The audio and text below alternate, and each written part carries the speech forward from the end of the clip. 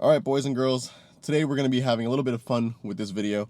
Uh, the other day, I was scrolling my Twitter timeline and I came across a Yahoo Finance article, or really a video, and who else was in it but none other than Warren Buffett and his good friend Charlie Munger. Munger, I don't know how to say his last name, but you know, Charlie Munger.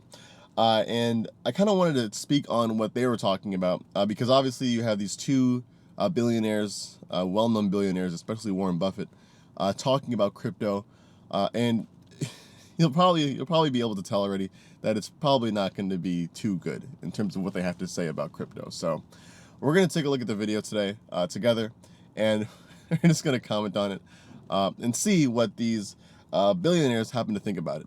Before we do, though, I do want to give you a little background on who Charlie Munger is specifically, since I think a lot of people probably don't know who he is compared to Warren Buffett.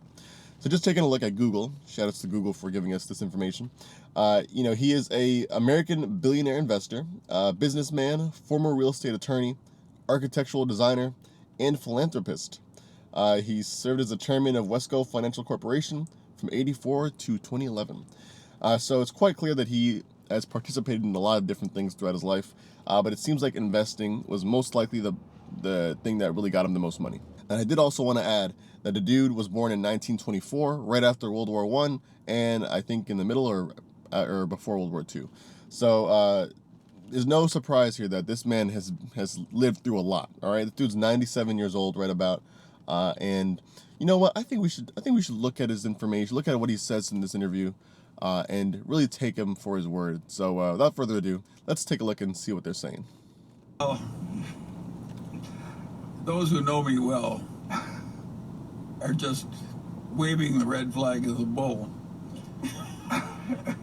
Of course, I hate the Bitcoin success, and I don't welcome a currency that's so useful to kidnappers and extortionists and so forth, nor do I like just shuffling out. Okay, hold on.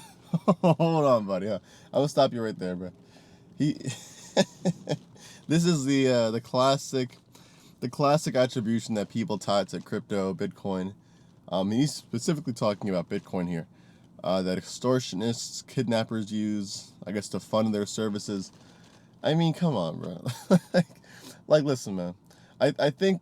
I mean, listen. That argument is as old as probably he is at this point. I'm not trying to be ageist or anything. I don't know if that's even a word. But it's kind of true, bro. Like, let's keep it a buck. I would think that more money is laundered using U.S. dollars than Bitcoin is, especially nowadays, because everyone knows that Bitcoin is a lot more trackable than probably your dollars are. So, yeah, not to give these guys, not to give, the kidnappers and extortionists, any advice, but they probably don't want to be using Bitcoin because it'll probably be a lot easier to track them, or at least track, the flow of money. So for this dude to sit up here and pretty much tie all of to tie the use case of Bitcoin to these types of activities alone, come on, man. Like this argument is so old, man. Well, let's keep going. I mean, we're only halfway through, and I'm cringing, bro. I'm cringing. Do extra billions and billions and billions of dollars to somebody who just invented a new financial product out of thin air. So I think I should say modestly. I want to stop there too. He says that it doesn't look like he agrees with someone who made all this money, I guess, off of a new financial product out of thin air. I'm not sure if he's talking about DeFi here. I'll be honest with you. I'd be surprised if he even was able to grasp the concept of DeFi. So that's why, to me, I'm just like, I'm not sure if that's what he's talking about. And that kind of, if that is what he's talking about, if he's talking about like how that, and I think he does mention it later on, how like essentially people who are making these DeFi instruments like Uniswap, like these lending platforms, essentially worthless, right? He doesn't agree with them having any value. That's like, dude, like you have to be so close-minded to think that way. It's like for him, yes. I mean, for people like us in, let's say, this Western society, it's easy for us to say, yeah, I mean, it's useless. We have a bank down the street. You can hire someone to do or to manage our finances for us or whatever. Loan our money out. Get interest based on our money that we provide. it's such a Western thought to me, because it's like, bro, like there's so many people in some developing countries that don't have access to all these different services and can't pay for them, right? Sometimes all they have is just the money. So you know, that's why to me it's just like, it's, come on, bro, so disingenuous. Like, he's not even thinking about the people that don't have access to that stuff, right? And I'm not talking about the people in like these impoverished regions, because chances are they probably don't even have any money to begin with. But the point is that all they really need to start off with is like a wallet, which means as long as they have an internet connection, then they're pretty much good.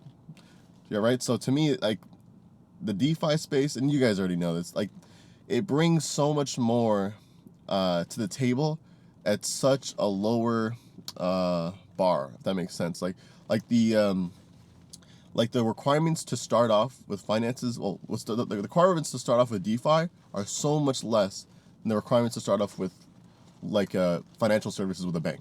It really is. All you need is an internet service and, you know, a computer, or actually even a phone now, which is crazy. Uh, so I don't know. I hope that's not what he was talking about, because if that is, then, geez, I mean, that's how you know this dude's like very disconnected, man. Let's keep going. We only have like 20 seconds left, and trust me, this is the most interesting part of the whole conversation. I think the whole damn development is disgusting and contrary to the interests of civilization. And I'll leave the criticism to others. I'm all right on that one. Oh my god. Like, all right, so here he ends it off with saying that he thinks the whole development of Bitcoin is disgusting and at the opposite interest of civilization. Come on, man. Yeah, this guy. Now listen, you know what I want to say? I want to say that let's think about where he's coming from. Let's think about where Warren Buffett's coming from, because he agreed in terms of these thoughts, right? You have these two gentlemen that have made so much money off of the legacy financial system. They've made so much money off their past. I mean, again, I don't know how old Warren Buffett is, but this dude's almost literally a centennial, right? Is that what it's called? A centurion or something? He's almost lived 100 years. So to him, like, all he knows is the physical. All he knows is what has worked in the past for him, right? Investing in these companies. Even though technically, I mean, you technically used to have to actually trade stocks physically, like papers. But, you know, this is different. And obviously now it's online. But the fact that, like, you have these two gentlemen, I guess that, to me, it's like, I think when people think of these guys, you got to think of wealthy. But you should also think of them as, like, dudes that are willing to take, like, that risk and are able to think ahead. You know what I mean? Ahead of the curve. Because that's, at the end of the day, how you can make money as an investor, right? You have to be willing to take some amount of risk, as well as kind of see what's coming in the future. You know, to hopefully invest into something that'll go up in price. So, I mean, these guys, dude, like, and listen, I mean this in the utmost respect. Like, I don't think they really expect to be around for a lot longer. So it's like, for them to start for them to start like shilling this new thing in their eyes, it's almost like, you know, like, what is this? This is a crap. It's almost like that thing where it's like everyone else got in before you, so you're just salty, you know? And they're probably not going to even see the rewards that they get from the crypto, even if they bought today anyways. So I think it's that. I mean, because listen, at the end of the day, I think these guys, I like to think of people as having the best interest at heart for whoever it is that they're speaking to. Obviously, these guys know that a lot of people look up to them in terms of investments. I honestly don't care about either of them, but I know a lot of people do look up to them. So I think that they have the best interest at heart when they talk about these things. But I mean, if we were to play devil's advocate, let's say they don't, then shit, these guys could be accumulating some Bitcoin, accumulating some Ether right now, man. And meanwhile, just telling everybody, don't get it. However, I think a lot of people have moved past thoughts like these, especially now that we have so many more, I guess you could say, forward-thinking investors, millionaires, I mean, you know, philanthropists, inventors like Elon Musk, talking about crypto. So I don't think it's as detrimental, like their statements, anymore. But back then, dude, like, I mean, what was it, a couple years ago when Warren Buffett was calling Bitcoin like a Ponzi or some shit like that, or something like that. He was like, that wasn't good. You know what I mean? It wasn't good for the space, and it wasn't good for people who looked up to these guys, because you're just essentially shooting it down right away, and it's like at least give it some thought. You know what I mean? And that's I guess where, to me, where I see most of the issue. It's not the fact that they think the way they do, just off the bat. The issue is that they think the way they do because, and as far as I'm concerned, they haven't done any research on it. I'm sure they've looked it up before. I hope, right? I hope they have looked it up before, and all that stuff. But I don't know, man. I don't see them looking it up, reading up on it, and then saying this is shit. You know what I mean? Like, I feel like if you were to look into it, most people I feel like who've looked into Bitcoin actually like can see why it was made, the reason behind its full functionality, how it works. They tend to agree with it just because it's so for the people. Like, how can you not? You know what I mean? Unless you are not part of the people, you're part of, I guess, the 1%, which at the end of the day makes sense, man. This guy's already rich. He doesn't need any more money. In all reality, like, at this point, to me, when you're that age and you have that much money, what do you live for, bro? You live to have fun and to potentially spread your knowledge, right? My issue is that they're not spreading anything good at this point, man. They're pretty much the fudsters of the crypto space, of the investing world. And lastly, I do want to add, to the defense, if I were to go ahead and say, okay, if I'm in their shoes, why would I say the things that I say about crypto? Or I should say Bitcoin, because they're talking about Bitcoin specifically. Which kind of almost invalidates my argument too. I was gonna say that, like, pretty much, we have all these different coins now shooting up in price. The meme coins, shit coins, whatever. And I think they probably see those meme coins, shit coins, as Bitcoin. Like, they see Bitcoin as like a meme coin or shit coin, whatever. So, in the sense that the price has gone up so quick, in such a little amount of time, that it's like they don't think that it's beneficial to society for people to expect those kinds of returns in your everyday investment. I think, to me, if they're coming from anywhere genuine, I think that's where they're coming from. The fact that they don't want people to get used to these huge amount of returns in such a short period of time, because it does kind of desensitize you to wealth, to money, and all that stuff, right? I mean, if you guys are in the crypto space, you already know, like, it's pretty easy to make a whole bunch of money in a very small amount of time.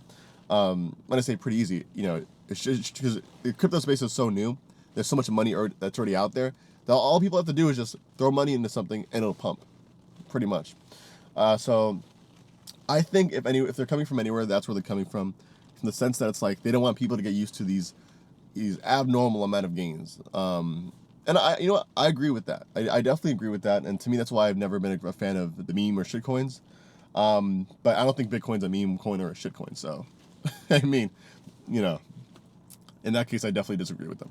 But let me know what you guys think, man. Are you guys a fan of Charlie? I mean, I had a couple of notes here I was going to kind of bring up. But, I mean, the video pretty much, it kind of speaks for itself. I don't know, man. And I did want to mention, actually, if you look at the comments below, you got some clown just corroborating his ignorance. I mean, can we call it ignorance? I mean, I want to be nice to a certain extent, but come on, man. Like, it's just so wrong in this. You can't make this shit up.